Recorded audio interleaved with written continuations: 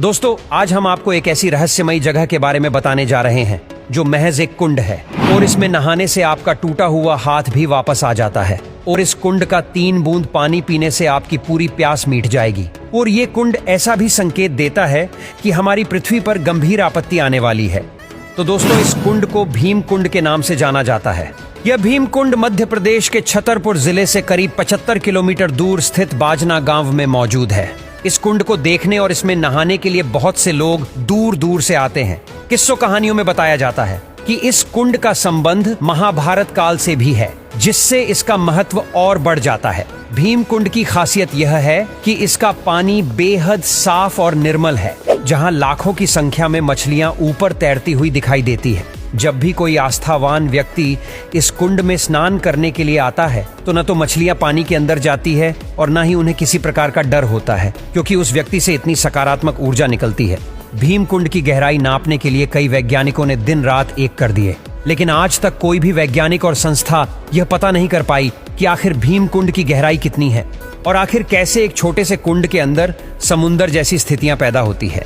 आखिर इस कुंड का महाभारत में क्या महत्व था, चलिए इस बारे में आपको थोड़ा बताते हैं। दरअसल ऐसा माना जाता है कि पांडव जब अज्ञातवास में रह रहे थे तब उन्होंने अपना कुछ समय भीम कुंड के आसपास गुजारा था।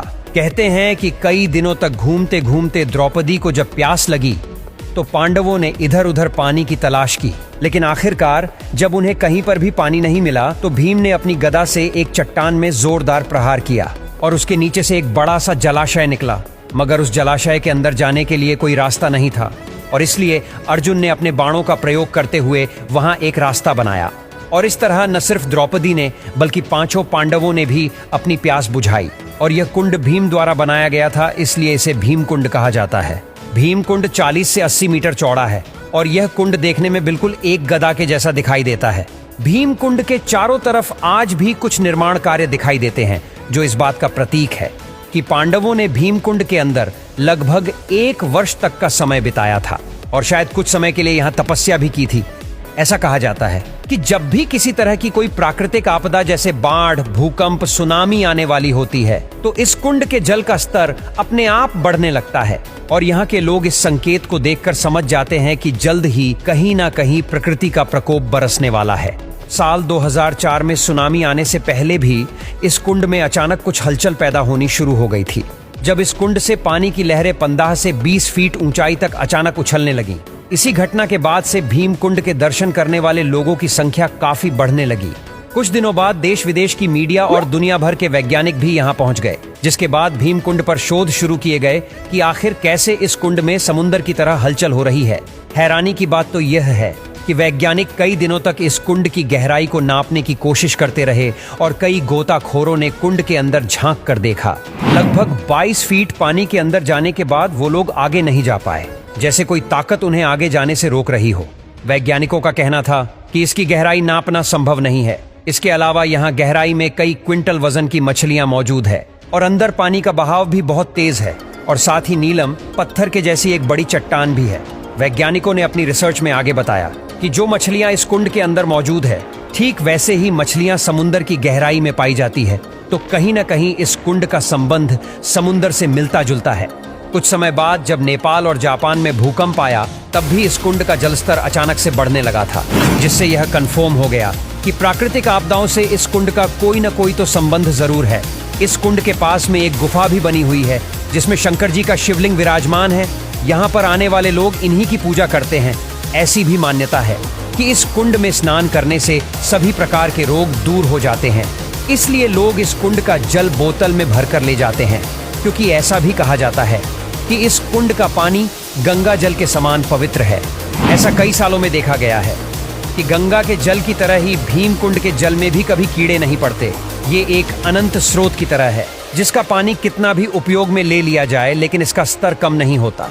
एक बार तो राज्य सरकार ने इस कुंड को खाली करने के लिए यहाँ वाटर पंप लगवाकर कई दिनों तक इसका पानी बाहर निकलवाया था, लेकिन इसके बावजूद भी भीम कुंड के जल स्तर पर कोई प्रभाव नहीं पड़ा। वो जितना पहले था, हजारों लीटर पानी निकालने के बाद भी उतना ही रहा। इसलिए लोग इसका प्रयोग पीने के लिए करते हैं।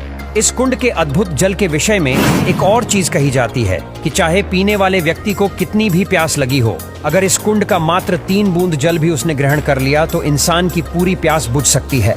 इस कुंड से जुड़ी हुई एक और हैरान करने वाली बात यह है कि इसमें डूबने वाले व्यक्ति का मृत शरीर कभी नहीं मिल पाता। आमतौर पर जब भी कोई व्यक्ति पानी में डूब जाता है तो कुछ वक्त के बाद उसका शरीर फूलकर पानी की सतह पर तैरने लगता है, लेकिन इस कुंड में आज तक जो भी डूबा है उसका शरीर कभी भी बाहर नहीं आया है।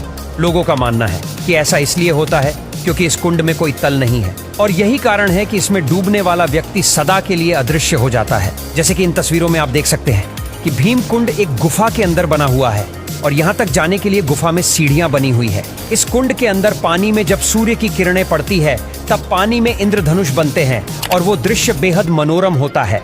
वैज्ञानिकों ने जब इस कुंड की गहराई नापने का प्रयास किया तो उन्हें कुंड के भीतर 2 बड़े कुएं जैसे मिले, जिन्हें देखकर ऐसा लग रहा था जैसे कुंड के भीतर एक और बड़ा सा कुंड है।